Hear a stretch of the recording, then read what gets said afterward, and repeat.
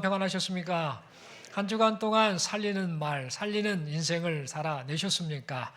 우리가 바나바의 모습을 기억하지요. 바나바의 그 살리는 행실, 살리는 말이 결국에는 하나님 나라 확장에 귀하게 쓰임받는 이 마중물 역할을 했다라는 사실, 이것을 생각하면서 지금 우리가 큰 일을 할 것이 아닙니다. 선교지 가서 선교하는 것도 중요하고 이것저것 다 중요한데, 지금 삶의 현장에서 지금 이 순간에 살리는 말로, 살리는 그 행실을 통해서 한 사람 한 사람 살리는 그 역할을 감당할 때에, 그것이 바로 하나님께서 그토록 원하시는 생명 살리시는 일에 동참하는 이다라는 사실을 잊지 않기를 바랍니다. 그래서 앞으로 계속해서 할 수만 있거든, 죽이는 말이 아니라 살리는 말, 격려하는 말, 위로하는 말, 그리고 내 자신이 조금 손해보고 희생하더라도 누군가를 위로하고 격려하는 일에 힘쓰는 그런 인생을 살아서 하나님의 뜻을 이루어 드리는 여기 모인 우리 모두가 될 수 있기를 간절히 소망합니다. 서로 축복하며 인사하겠습니다. 살리는 말을 합시다. 한 번 더 인사하겠습니다. 살리는 인생을 사십시다. 네, 감사합니다. 이 시간 저는 은혜를 잊지 않는 신앙이라는 제목을 가지고 함께 하나님 말씀 받기를 원합니다. 여러분, 우리 주변을 보면 많은 사람이 신앙생활을 해오고 있습니다. 옆에 앉아 계신 분도 신앙생활을 하고 있고, 또 예배를 마치고 또 여기저기 인생을 살며 많은 사람들을 만나는데, 주변에 보면 교회 다니는 사람들이 참 많습니다.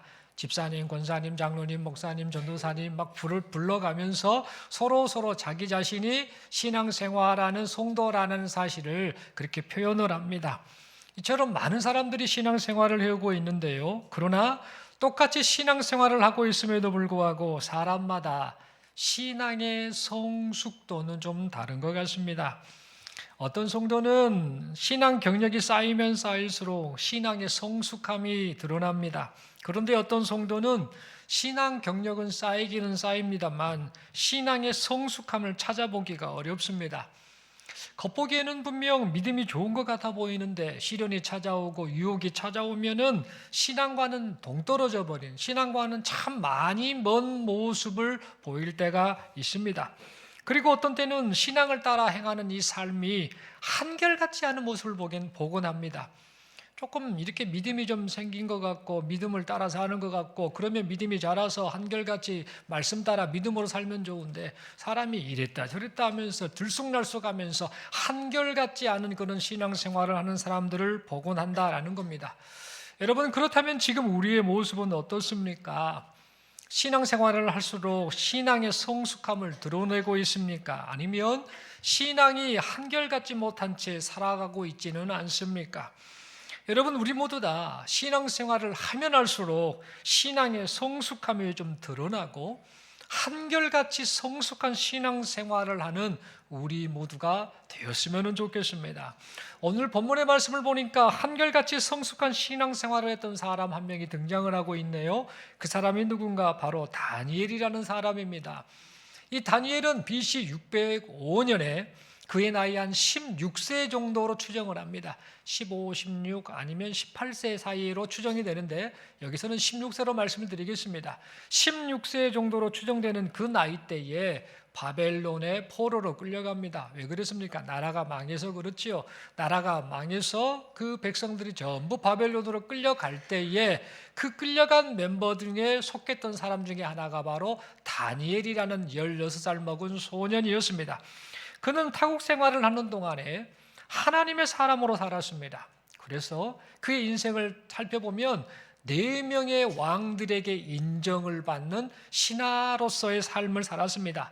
이 다니엘은 바벨론 제국의 느부갓네살 왕, 그리고 벨사살 왕, 그리고 메대 제국의 다리오 왕, 그리고 마지막으로 이제 페르시아 제국의 고레스 왕에게 등용이 되어서 신하의 삶을 살았습니다.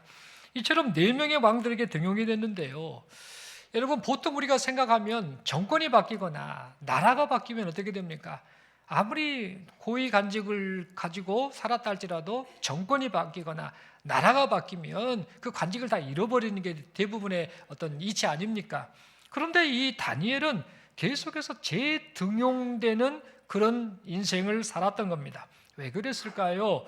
그 이유는 하나님께서 은혜를 베푸셔서 하나님의 사람으로 살았던 이 다니엘의 삶이 네 명의 왕들이 보기에 아주 특별한 삶, 특별한 사람으로 보였기 때문입니다.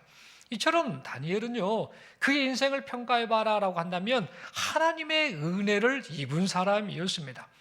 그런데 여러분, 우리가 잊지 말아야 할 사실이 있습니다. 이 다니엘이 타국에서 살면서 이제 계속해서 관직을 얻고 또 왕에게 인정받고 그렇게 살았으니까 삶 자체가 참 평탄했겠다, 좋았겠다, 근심 걱정이 없었겠다, 시련도 없고 유혹도 없었겠다라고 생각할 수 있는데 그렇지 않습니다.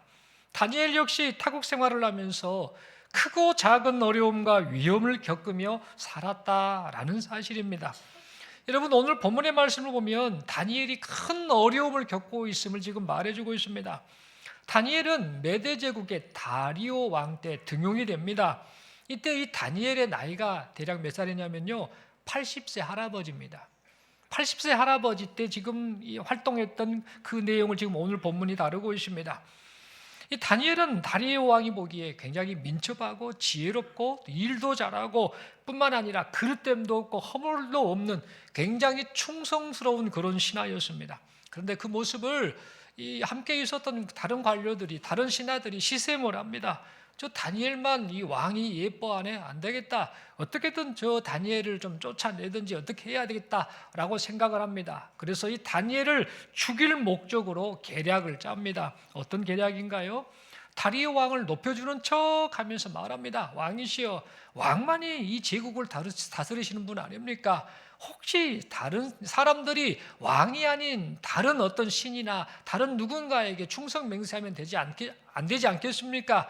그러니 30일 동안 다리오 왕이 아닌 다른 신에게 절을 하는 사람이 있다고 한다면 그 사람들은 모두 다 사자굴에 던져 넣어버리십시다라는 그런 요청을 하게 됩니다. 이들이 이런 계략을 짰던 이유는 뭐냐면 다니엘이 평소에 늘 하나님 앞에 기도하고 하나님을 잘 섬겼던 사람이라는 사실을 알고 있었기 때문입니다. 그런데 이 간악한 이 신하들의 이 말을 듣고 다리오 왕은 이 간악한 신하들의 계략을 알아채지 못합니다. 그래서 그렇게 하세요라고 허락을 해버리게 됩니다. 그래서 이런 문제가 큰 발생하게 되었지요. 그런데 이 문제가 발생했을 때 제일 먼저 위험에 처할 사람이 누구입니까? 바로 다니엘이죠. 왜 그렇습니까? 다니엘은 하루에 3번씩 계속해서 하나님 앞에 기도했던 사람이기 때문에 분명 이제 30일 동안 다리오 왕이 아닌 다른 어떤 신에게 절을 하면 사자굴에 던진다라고 할 때 제일 먼저 잡혀가 들어갈 사람이 바로 다니엘이었기 때문입니다. 그런데 이 다니엘은 자신에게 위험에 처할 것을 뻔히 압니다. 그러면서도 오늘 본문에 보니까 전에 하던 대로, 계속해서 해왔던 대로, 전에 하던 대로 행하는 그런 신앙 태도를 보였습니다. 그는 자기 집에 들어가서 어떻게 했는가? 이제 윗방으로 올라갑니다. 윗방에 올라가서 에루살렘, 자기 고향 에루살렘 쪽에 향하는 그 창문을 활짝 열어놓고 하나님께 기도드렸습니다. 그리고 기도를 드리되 하루에 한 번 한 것이 아닙니다. 하루에 3번씩이나 하나님 앞에 은혜를 구하며 하나님께 감사 기도를 드렸습니다. 여러분, 이 상황을 한번 생각해 보겠습니다. 다니엘이 윗방에 올라갔습니다. 윗방에 올라가서 창문을 열었으니까 어떤 일이 발생할까요? 바깥에 있는 사람들이 그것을 목격하겠지요. 다니엘, 저 양반이 기도하고 있네? 라는 것을 누구나 알았을 겁니다. 창문을 열어놓았으니 다니엘의 기도 소리가 사람들에게 들렸을 것입니다. 그러니까 30일 동안 왕이 아닌 다른 신에게 절하는 거나 숭배하는 행위 하지 말라고 했는데 다니엘이 지금 저렇게 자기 신에게 기도하고 있네라는 사실을 바깥에 있는 사람들은 누구나 알았을 겁니다. 게다가 다니엘이 기도를 한 번만 한 것이 아니었죠. 하루에 3번씩 꼬박꼬박 하다 보니까 혹시 못 봤던 사람들, 기도 소리를 못 들었던 사람들도 2번째, 3번째 기도를 할 때 그것을 확인했을 것입니다. 그러므로 이 사실을 통해 우리가 확인할 수 있는 중요한 사실은 다니엘이 윗방에서 창문을 열고 하루에 3번씩이나 기도를 했던 이 행동, 이것은 결과적으로 이 다니엘이 죽음을 무릅쓴 행동을 했다라는 겁니다. 여러분, 그렇다면 다니엘이 왜 이런 행동을 했을까요? 죽을지 뻔히 아는데 왜 이런 행동을 했을까요? 여러분, 그 이유는 어떤 상황 속에서도 하나님 앞에서 바르고 참된 신앙 태도로 살겠습니다, 저는 그렇게 살겠습니다라는 그 다짐을 하나님 앞에 다니엘이 했기 때문입니다. 한편 다니엘이 기도한 사실을 알게 된 이 간악한 신하들이 잘 됐다라고 하며 이 다니엘을 다리오 왕에게 참소를 합니다. 그 결과 이 다니엘이 법령에 따라서 이제 사자굴에 던져지게 되지요. 이때 이 다리오 왕은 너무나 괴로워합니다. 아이쿠야, 내가 속았구나. 이 간악한 신하들의 말을 듣고 이제 다른 신에게 30일 동안 기도하는 자들은 사자굴에 던진다고 했는데 알고 보니 이 다니엘이 걸려들었구나라고 생각했던 이 다리오 왕은 다니엘에게 이런 말을 합니다. 법령을 바꿀 수 없는 그런 형편이었기 때문에 다니엘아, 너희 하나님이 너를 구원하시기를 바란다라는 그런 간절한 마음을 표현했습니다. 그런데 기적이 일어납니다. 다니엘이 사자굴에 들어갔는데 배가 고파 있었던 사자들이 다니엘을 건들지를 않습니다. 가만히 쳐다만 보고 다니엘을 전혀 공격하지 않았던 겁니다. 왜 그랬을까요? 하나님께서 사자굴에 던져진 이 다니엘을 보호하셨기 때문입니다. 그리고 나서 이 다리오 왕은요, 아이고 잘됐다라고 생각했겠지요. 그리고 다니엘을 건져낸 다음에 이 다니엘을 모함했던 신하들 그리고 그의 가족들 전부 사자굴에 던져라고 명령합니다. 그랬더니 조금 전까지만 해도 하루 종일 하룻밤 사이에 절대 이 다니엘을 공격하지 않았던 이 사자들이 아이쿠야 먹을 것이 들어왔네 라고 하며 그 많은 사람들을 전부 물어 죽인 일이 발생하고 말았습니다. 그래서 이 다리오 왕은요 그것을 보면서 놀랍니다. 다니엘이 섬기는 하나님이 위대하신 분이시구나 라는 사실을 깨닫게 되고 조서를 내립니다. 다니엘이 섬기는 하나님이 위대하신 분이시다. 만 백성들이여 알라라고 그렇게 말하였고 그러면서 하나님의 사람 다니엘을 더욱더 신임하게 되었습니다. 그 결과 이 다니엘은요 이 다리오 왕 때도 인정을 받았을 뿐만 아니라 다리오 왕의 뒤를 이어서 이제 왕위를 이어받은 고레스 왕 때도 하나님을 섬기는 하나님의 사람으로 인정받으며 하나님께서 맡기신 그의 사명을 잘 감당하였습니다. 여러분, 우리는 이 다니엘에 관한 이야기를 살펴보면서요 다른 것보다도 정말 마음 절실히 느끼게 되는 게 뭐냐? 하나님이 살아계시구나. 하나님이 그 절박한 상황 속에서도 살아계셔서 은혜를 베푸셨구나라는 사실을 깨닫게 됩니다. 그러면서 우리가 만약에 이 다니엘이 처했던 그 상황에 놓여 있게 된다라고 한다면 우리는 어떻게 행동을 했을까라는 사실을 생각해 보게 됩니다. 이제 법령이 떨어졌지 않습니까? 지금부터 30일 동안 다리오 왕이 아닌 다른 신들에게 절하는 자 그는 사자굴에 던져질 것이다. 죽기 싫으면 30일 동안 신앙 행위를 하지 마라는 이런 명령이 내려졌을 때 그 상황에 우리가 있다라고 한다면 우리는 어떤 반응을 보였을까요? 이런 반응을 보이지 않았을까 생각합니다. 그래, 30일만 기다렸다가 30일이 지나고 나서 그 기간이 지나고 나서 기도하면 되겠네 라는 그런 반응을 혹시 하지 않았을까? 아니면 아니야, 그래도 기도는 해야지. 기도를 해야 되니까 예루살렘을 향해 창문을 다니엘은 열었지만 나는 안 열라요. 그냥 문 닫아놓고 윗방까지 갈 필요 없고 아랫방이나 어디 은밀한 데 가서 조용히 기도하면 되지 라는 그런 생각을 갖고 행동하지 않았을까? 그런 생각을 해봅니다. 여러분, 만약 여러분이 다니엘이 처한 이 상황에 놓여 있다고 한다면 여러분은 어떻게 반응할 것이다라고 여러분들은 생각을 하십니까? 한번 속으로 한번 대답을 해보십시오. 만약에 내가 다니엘이 처한 상황이라고 한다면 나는 어떻게 행동했을까? 아마 여러분들 쉽게 자신 있게 대답하는 분들이 없을 것이다라는 생각이 듭니다. 그런데 여러분, 이 다니엘은요 우리가 생각하기에 아주 쉽지 않은 이런 신앙 결단을 합니다. 죽을 줄 뻔히 알지 않습니까? 지금 죽을 줄 뻔히 알지 않습니까? 그런데 전에 하던 대로 그냥 하나님 앞에 계속해서 기도하며 하나님을 철저히 섬기는 삶을 살았다라는 겁니다. 여러분, 이 다니엘의 이런 모습을 생각하면 놀라지 않을 수 없습니다. 그런데 더 놀라운 사실은 다니엘은 이런 신앙 결단을 한 번 하는 것이 아닙니다. 다니엘서를 보니까요 무려 5번이나 이런 신앙 결단을 했음을 확인하게 됩니다. 5번입니다. 기록된 것만 5번인데요 이 기록되지 않은 내용들이 얼마나 많겠습니까? 이 다니엘서에 5번이나 이런 결단하는 이 신앙을 보였다라는 겁니다. 여러분, 첫 번째 사건을 살펴보면 첫 번째 사건은 다니엘이 포로로 끌려온 지 얼마 안 됐을 때입니다. 그의 나이가 대략 16세 정도로 추정을 합니다. 그 정도의 포로로 끌려와서 바벨론의 관료 훈련생으로 뽑혀서 3년 동안 훈련을 받습니다.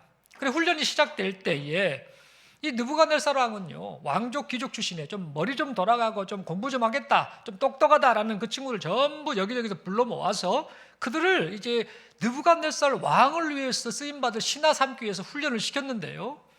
이 기간이 3년이었는데 이때 이 느부갓네살 왕은 이 훈련생들에게 포도주도 주고 음식도 줍니다. 왕이 먹는 그 귀한 것들을 줍니다.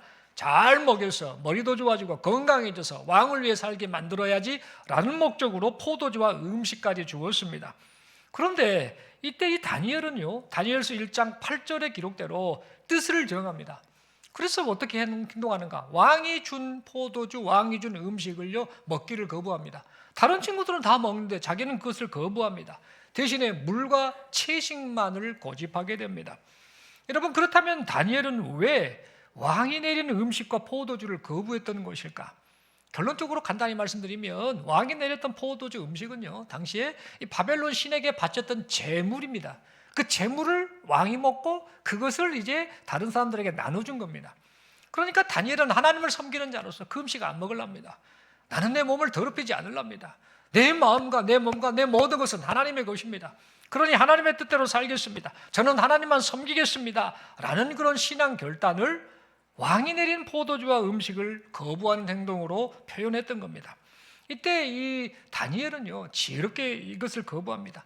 그런데 사실 이 거부 행동은요, 사실 꼬맹이 한 명 아닙니까? 16살짜리 소년 하나가 그렇게 말한다고 해서 될 일입니까? 만약에 그렇게 행동하면 이런 건방진 놈 가서 죽여라! 라고 해서 바로 처형당할 그런 일이 아니었겠습니까?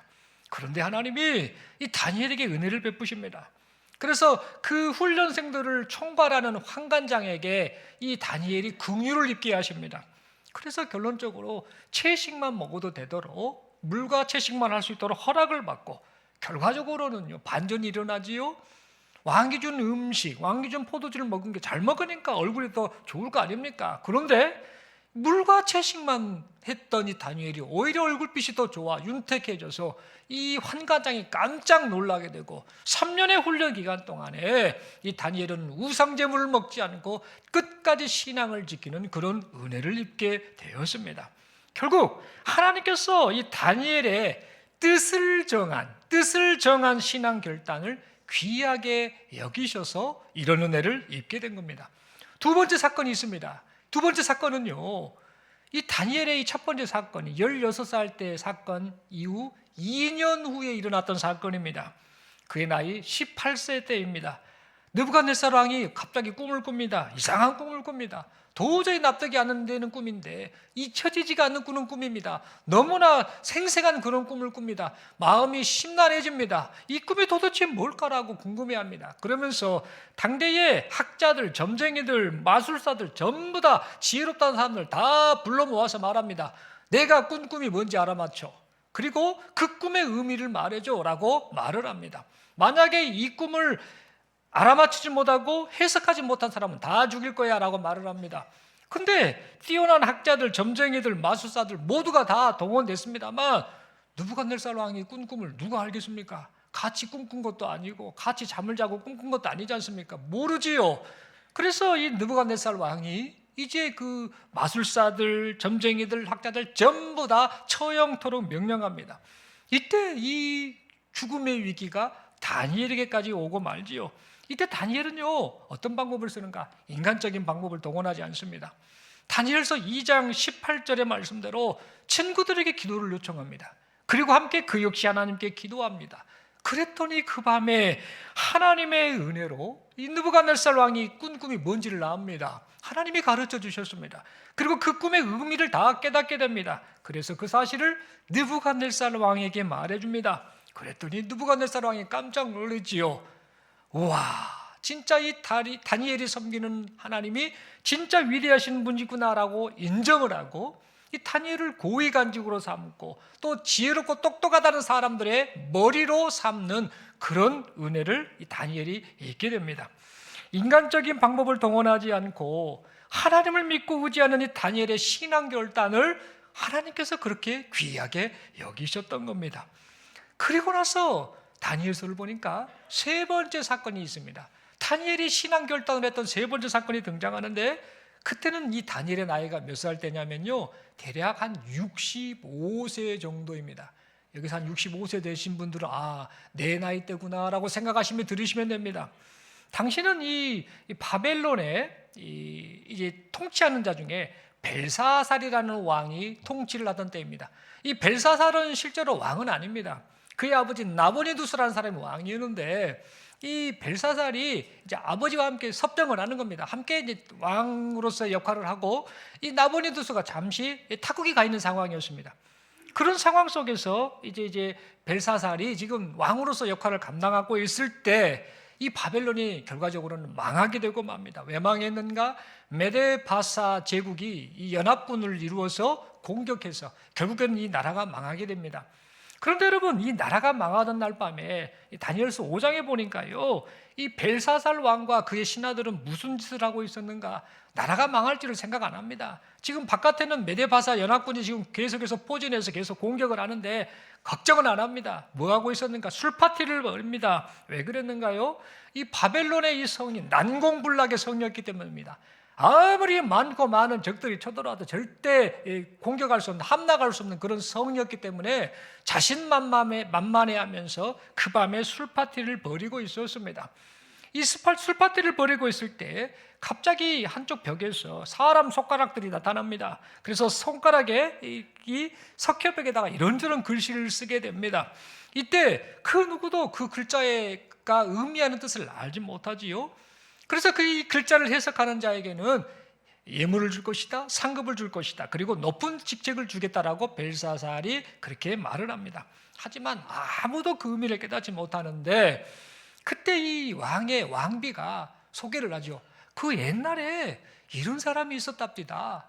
그 다니엘이라는 사람이 있는데 그가 느부갓네살 왕 때 꿈을 해석하고 그런 신비스러운 일을 했다고 합니다 라고 말을 합니다. 이때 이 다니엘은요, 관직에 있다가 이미 물러난 상태였던 것으로 보입니다. 그래서 이 다니엘을 왕비의 소개로 이제 왕이 다시 부르게 됩니다. 이때 이 다니엘이 그 손가락으로 썼던 이 글씨의 의미를 말하게 되지요. 그런데 문제가 있습니다. 만약에 이 다니엘이요, 그 글자의 의미는 뭐냐면 이 나라가 오늘 망한다, 끝났다, 하나님이 혼내신다 라는 그것을 선포하는 그런 글귀의 내용이었는데, 이것을 다니엘이 만약에 그 밤에 그 자리에서 말하면 어떻게 될까요? 이런 건방진 놈, 바벨론이 망해, 큰일 날 소리를 하고 있네, 여봐라 저놈의 목을 베거라, 이러지 않겠습니까? 그러니까 바로 목에 달아날 그런 상황이지요. 그런데 이 다니엘은요, 그것을 개의치 않습니다. 뭐라고 말합니까? 이 예물이나 상급 관심 없습니다. 저는 하나님이 알리신 이 말씀만 전하겠습니다라고 하며 다니엘서 5장 17절을 통해서 그렇게 고백을 합니다. 결과가 어떻게 됐느냐면요, 결과적으로 이 다니엘은요, 죽지 않습니다. 벨사살이 자기가 약속한 대로 다니엘을 죽이지 않고 다니엘을 셋째 통치자로 높여 주었습니다. 여러분, 이때도 하나님께서는요, 죽음을 각오한 이 다니엘의 신앙 결단을 매우 귀하게 여기셨던 겁니다. 여러분, 이 사건이 있은 이후에 네 번째 신앙 결단을 다루고 있는 내용이 바로 오늘 본문의 내용입니다. 사자굴에 들어간 이 사건, 그의 나이 몇 세 때인 줄 아십니까? 80세 때, 할아버지 때입니다. 할아버지 때 오늘 본문의 내용이 지금 등장을 하고 있다는 겁니다. 그리고 나서 이 다니엘의 신앙 결단이 다섯 번째 또 기록되는 내용이 나오는데, 바로 이제 다니엘서 10장에 등장을 하지요. 페르시아 제국의 고레스 왕, 이 왕 3년째에 있었던 사건입니다. 이때 이 다니엘의 나이가 몇 살이냐면요, 대략 83세에서 86세로 추정을 합니다. 완전히 이제 할아버지입니다. 기운이 없는 그런 할아버지입니다. 그런데 그는요, 어떤 행동을 한 줄 아십니까? 민족의 합나를 보여주는, 이 하나님께서 보여주는 환상을 봅니다. 지금 내 인생 개인의 문제가 아니라 이 민족, 그리고 하나님의 나라가 어찌 될 것인가, 이런 세상 역사의 흐름을 다 봐버립니다. 그 환상을 보고 난 이후에 슬퍼합니다. 그 하나님의 나라가 완성되는 그 과정 속에서 많은 이들이 고통받고 불신앙으로 살고 그런 험난한 시간을 보낼 것을 생각하며 자기 민족을 생각하며 21일 동안 금식합니다. 하나님 앞에 슬피 울며 기도를 합니다. 여러분, 생각해 보십시오. 83세의 할아버지가 무슨 기운이 있겠습니까? 기운이 없죠. 근데 기운이 없는 할아버지가 21일째 금식하며 하나님 앞에 슬피 기도하는 그런 행동을 했던 겁니다. 여러분, 이처럼 이 다니엘은 그의 삶을 마무리하는 순간까지 한결같이 하나님을 섬기는 신앙 결단을 하며 살았던 겁니다. 결론적으로 이 다니엘은요, 본문을 보니까, 이 성경 전체, 이 다니엘서를 보니까 5번씩이나 어마어마한 신앙 결단을 그때그때마다 했음을 보게 됩니다. 여기서 여러분, 우리가 분명하게 깨닫는 사실이 있습니다. 그것은 뭐냐? 다니엘이 하나님 앞에서 품었던 그 신앙 결단이지 않습니까? 순간순간마다 품었던 그 신앙 결단이 그의 삶 속에서 그대로 실천되었다라는 겁니다. 결단으로 끝내지 않고 그 결단이 실제로 삶 속에서 실천되었다라는 겁니다. 그리고 그 실천이 계속해서 반복되었지요. 반복되면서 결국에는 그 실천이 쌓여서 결국에는 다니엘이라는 사람의 신앙 태도가 되었다라는 사실입니다. 여러분, 그러므로 우리는 이 점을 생각하면서요, 우리가 신앙생활하며 신앙 결단이 실천으로 이어지고 그 실천이 반복되고, 그래서 이제는 우리의 신앙의 태도가 하나님을 기쁘시게 하고 하나님 앞에 인정받는 그런 신앙생활을 하는 우리 모두가 될 수 있기를 간절히 소망합니다. 그렇다면 여러분, 다니엘이처럼 어려서부터 늙은 나이에 이르기까지 한결같이 하나님을 섬기는 신앙 태도로 살아갈 수 있었던 근본 이유가 뭘까? 이걸 우리가 오늘 본문을 통해 좀 고민했으면 합니다. 16살 때, 18살 때, 65살 때, 80세 때, 83세 때까지 한결같이 신앙 결단했지 않습니까? 목숨을 잃을 그 상황에서 계속해서 결단을 했습니다. 결단하고 실천했습니다. 그래서 그의 삶 자체가 바르고 참된 신앙 태도로 사는, 하나님을 진짜 섬기는 그런 하나님의 사람으로서의 삶을 살아갔습니다. 그렇다면 그 이유가 뭐냐 이겁니다. 신념이 대단해서 그랬을까요? 아니면 열정이 대단해서 그랬을까요? 도대체 다니엘이 어렸을 때부터 나이가 늙은 그 순간까지, 하나님이 부르시는 그 순간까지겠죠? 그 순간까지 한결같은 바르고 참된 신앙 태도를 보였던 근본적인 이유가 무엇이냐라는 겁니다. 여러분, 오늘 본문 다니엘서 6장 10절의 이 말씀이, 그 말씀 중에 맨 마지막 문장이 이 질문에 대한 답을 우리에게 분명히 가르쳐주고 있습니다. 그는 그의 하나님께 감사하였더라. 그의 하나님께 감사하였더라. 여러분, 다니엘이 왜 감사했답니까? 상황이 좋지 않지 않습니까? 이제 사자굴에 들어가서 죽게 될 상황인데 뭐가 감사하겠습니까? 하나도 안 감사합니다. 지금 죽게 되었는데 왜 감사합니까? 그런데 다니엘은 기도하며 하나님께 감사를 하였다라고 말합니다. 그렇다면 왜 감사를 했는가? 다른 이유가 아닙니다. 감사의 이유가 뭡니까? 하나님의 은혜를 생각했기 때문입니다. 하나님이 자기에게 베푸신 은혜를 생각하니 위험의 순간에도 그는 감사할 수 있었던 것입니다. 여러분, 다니엘은 자신이 바벨론으로 끌려온 것이 우연이 아니라는 사실을 알았습니다. 소년의 나이에 타국 땅에서 살아남은 것도 하나님의 은혜였구나. 내가 꿈을 해석하고 그런 지혜가 있는 것도 하나님의 은혜였구나. 수많은 위기 속에서도 내가 목숨을 보존한 것도 하나님의 은혜였구나. 왕들이 바뀌고 나라가 바뀌어도 왕들에게 계속해서 쓰임받는 관료로 살 수 있는 것, 이건 역시 하나님의 은혜였구나라는 사실을 그는 알았습니다. 그래서 다니엘은 16살 때 어떻게 합니까? 왕의 음식을 구입했던 신앙 결단을 했지 않습니까? 18살 때 죽음의 위기 앞에서 인간적인 방법 동원하지 않고 기도하며 하나님의 은혜를 구하는 신앙 결단을 했지 않았습니까? 65세 때에는 멸망을 선포해야 해서 죽을 수도 있는 그런 두려운 자리에서도 담대하게 하나님의 말씀을 그대로 전하는 그런 신앙 결단을 했지 않았습니까? 80세 때는 사자굴 앞에서도 전에 하던 대로 하나님께 기도하는 그런 신앙 결단을 하지 않았습니까? 그리고 83세 때는 기운이 하나도 없는 그런 상황 속에서도, 인생의 끝자락에서도 금식하며 민족을 위해 기도하는 그런 신앙 결단을 하지 않았습니까? 이 모든 것이 무엇 때문인가? 하나님의 은혜를 알아버린 겁니다. 내 삶 자체가 하나님의 은혜구나라는 사실을 아니, 그렇게 매 순간순간마다 시련이 오든 유혹이 오든 어떤 상황 속에서도 그 하나님의 은혜를 생각하며 신앙으로 살겠습니다라고 결단하고 그 결단을 실천으로 옮기고 마침내는 그의 삶 자체가 바르고 참된 신앙 태도로 사는 하나님의 사람으로서의 삶이 되었던 것입니다. 여러분, 이처럼 다니엘은 상황이 바뀌어도 하나님을 향한 태도가 바뀌지 않았습니다. 상황이 바뀐다고 해서 그의 하나님을 향한 태도가 바뀌지 않았다라는 겁니다. 자신의 신분이 바뀌어도 하나님을 향한 신앙이 바뀌지 않았습니다. 나이가 들어도 하나님을 향한 마음이 식지 않았습니다. 이 모든 것이 하나님의 은혜를 알았기 때문입니다. 여러분, 우리가 결국 알게 된 분명한 사실은요, 다니엘이 어려서부터 늙은 나이에 이르기까지 한결같이 하나님을 섬기는 신앙 태도로 살아갈 수 있었던 근본 이유는 그가 신념이 대단해서, 그가 열정이 대단해서, 그가 경험이 많아서, 그가 똑똑해서가 아니었습니다. 그가 하나님께서 베푸신 은혜를 잊지 않고 살았기 때문입니다. 하나님의 은혜가 다니엘을 다니엘 되게 했던 것입니다. 여러분, 그러므로 우리도 이 하나님의 은혜가 지금 나를 나되게 했다라는 사실을 잊지 않고 살아갈 수 있기를 바랍니다.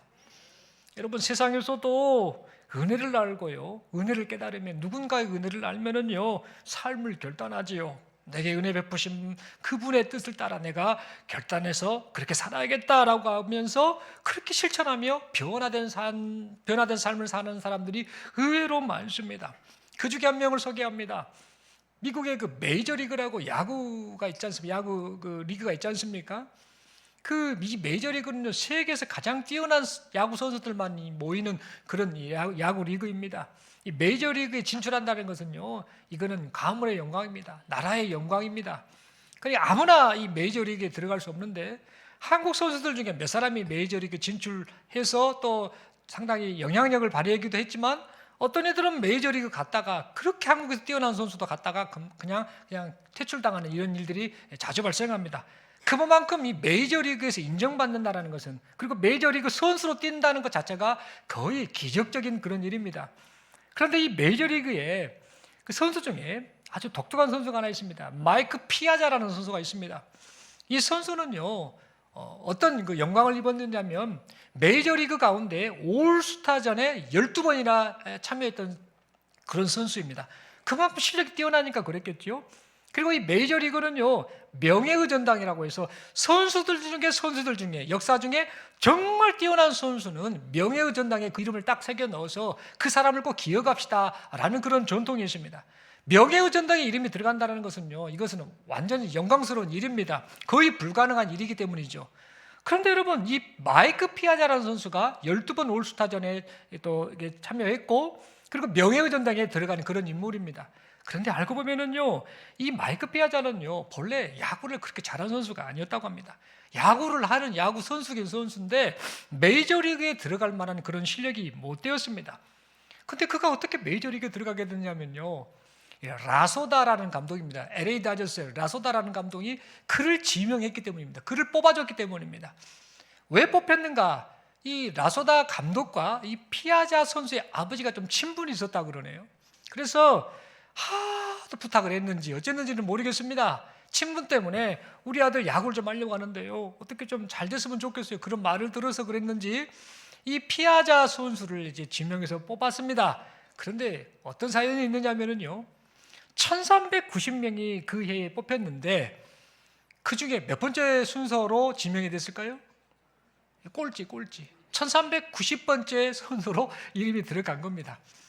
근데 여러분, 뭐가 있냐면 이 메이저리그를 알아보니까요, 이 설교 준비하면서 좀 확인을 해봤더니 첫 번째부터 200번까지는요 이 200등 안에 든 선수는 메이저리그 프로 선수로 뛸 확률이 상당히 높습니다. 잘하는 선수들이니까 거의 뛰고, 그러다가 못하면 그 다음 밑에 리그로 밀려나게 되는데 200등 안에는 무조건 들어야 된답니다. 그리고 200등부터 400등까지는요 이 첫 번째 리그가 아니라 두 번째 그 수준이 좀 떨어진 그 리그에서 활동하는 선수로, 그러다가 잘하면 다시 위로 올라갈 수 있는 이런 상황이고, 400번에서 1000번까지는요 그냥 야구하세요 이 정도, 그냥 야구 선수는 선수인데 메이저 리그도 안 되고 마이너 리그도 안 되고 두 번째 수준도 안 되고 그냥 야구 선수다 이 정도만 하는 정도. 그리고 1000번 이후의 명단이지 않습니까? 그 사람들은 어떤 특징이냐면 그냥 이름만 넣어준 겁니다. 그냥 메이저리그 선수로 취급도 안 하고 가능성도 없는 그런 선수입니다. 그러니까 1390번째 이 피아자 선수가 이름이 들어간 것은요, 어떤 의미일까요? 저 사람은 야구 선수도 아니고 그냥 이름만 그냥 올려놓은 거다, 이런 느낌의 선수였던 것이지요. 그런데 이 피아자 선수는요, 생각을 달리합니다. 라소다 그 유명한 감독이 나를 뽑아주셨네. 내가 1390번째 꼴찌면 어때? 저 유명한 LA 다저스의 라소다 감독이 나를 뽑아줬어. 우리 아빠가 얼마나 사정이 있는지는 모르지만 나를 뽑아줬어. 이야, 내가 메이저리그로 진출할 수 있는 길이 열렸네. 야, 내가 은혜를 입었네라고 생각을 하고는요, 자신을 뽑아준 이 라소다 감독의 신뢰를 저버리지 않으려고요, 그 뽑아준 은혜를 헛되지 않게 하려고요, 정말 열심히 연습했답니다. 새벽마다 일찍 일어나서 또 새벽까지 계속해서 야구 연습을 하면서 그의 실력을 키웠다라고 합니다. 그랬더니요, 체중이 좀 개선이 되고 공격력도 좋아지고 수비력도 좋아지더니 나중에는 어떻게 됐는가? 말씀을 드린 것처럼 당대에 정말 최고로 잘하는 공격형 포수로 인정을 받게 되었다라는 겁니다. 그래서 아까 말씀드린 것처럼 올스타전에 12번 들어가고, 그리고 명예의전단까지 이름이 기록되는 그런 영광을 입게 되었다라고 합니다. 이 모든 것의 출발이 뭔가? 이 피아자 선수가 이렇게 된 이유가 뭐냐? 다른 게 아닙니다. 라소다 감독의 은혜를 마음에 새긴 것에서부터 시작되었다라는 겁니다. 은혜를 생각하니까 결단이 생긴 것이죠. 은혜를 생각하니까 결단을 실천으로 옮겼던 것이죠. 은혜를 생각하니까 그의 삶의 태도가 완전히 변해서 좋은 결과를 얻게 되었다라는 겁니다. 여러분, 라소다 감독의 은혜를 생각하며 최선을 다한 이 피아자 선수의 이 모습은요, 가만 보니까 바울의 고백을 연상케 합니다. 고린도전서 15장 10절 말씀이지요. 그러나 내가 나 된 것은 하나님의 은혜로 된 것이니 내게 주신 그의 은혜가 헛되지 아니하여 내가 모든 사도보다 더 많이 수고하였으나 내가 한 것이 아니요 오직 나와 함께 하신 하나님의 은혜로라. 아멘. 사랑하는 성도 여러분, 말씀의 결론을 맺고자 합니다. 우리에게도 이런 고백이 있었으면 합니다. 우리의 신앙생활에 하나님의 은혜가 중심이 되었으면 합니다. 우리가 늘 은혜를 자랑했으면 합니다. 은혜를 고백했으면 합니다. 제가 하나님의 은혜를 입었습니다. 하나님의 은혜로 여기까지 왔습니다. 하나님의 은혜가 아니면 살아갈 수 없습니다. 오직 하나님의 은혜만을 바라보며 살겠습니다라는 이 고백이 우리 안에 있었으면 좋겠습니다. 그래서 이 은혜를 붙잡고 은혜를 생각하면서 매 순간순간마다 삶의 결단을 하고 신앙 결단을 하고 신앙 결단의 신앙 실천으로 이어지고 그것이 계속해서 반복되어서 하나님 보시기에 바르고 참된 신앙 태도로 살아가는 우리 모두가 될 수 있기를 간절히 소망합니다. 그러므로 하나님의 은혜를 잊지 않는 것이 나를 나대게 한다는 것, 참되고 바른 신앙생활을 하게 한다는 사실을 잊지 않기를 바랍니다.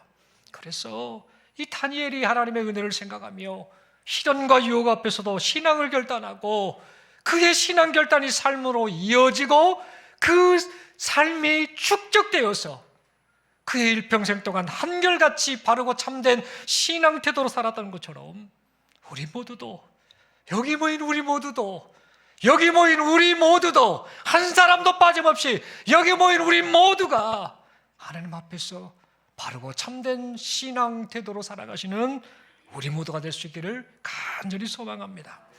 사랑하는 성도 여러분, 다른 거 없습니다. 하나님의 은혜를 다시 한번 마음에 새기시기를 바랍니다.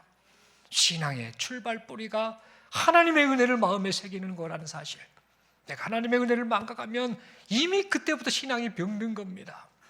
태도가 바뀌게 됩니다. 결단도 하지 않게 되고 계속해서 적당히 타협하고 유혹에 넘어가게 되고 시련이 오면 피하게 되고, 그래서 점점 하나님의 마음을 아프게 하는 그런 모습이 될 수 있다는 사실을 잊지 말고 하나님의 은혜를 다시 한번 마음에 새기며 그 은혜만을 바라보며 허락하신 인생을 살아가시는 우리 모두가 될 수 있기를 간절히 소망합니다. 우리 서로에게 축복하며 묻겠습니다. 하나님의 은혜를 기억하고 있습니까? 손을 들어서 축복하며 인사하겠습니다. 은혜를 잊지 않는 신앙생활 합시다.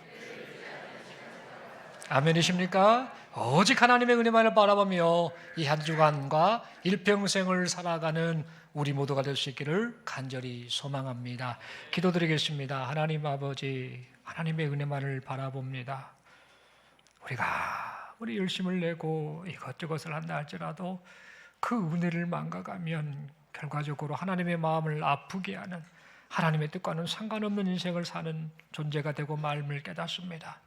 다시 한번 하나님의 은혜를 잊지 않고 그 은혜를 따라 매 순간순간마다 하나님의 뜻대로 인생을 살아드리는 우리 모두가 되게 하여 주옵소서. 예수님 이름으로 기도드리옵나이다. 아멘.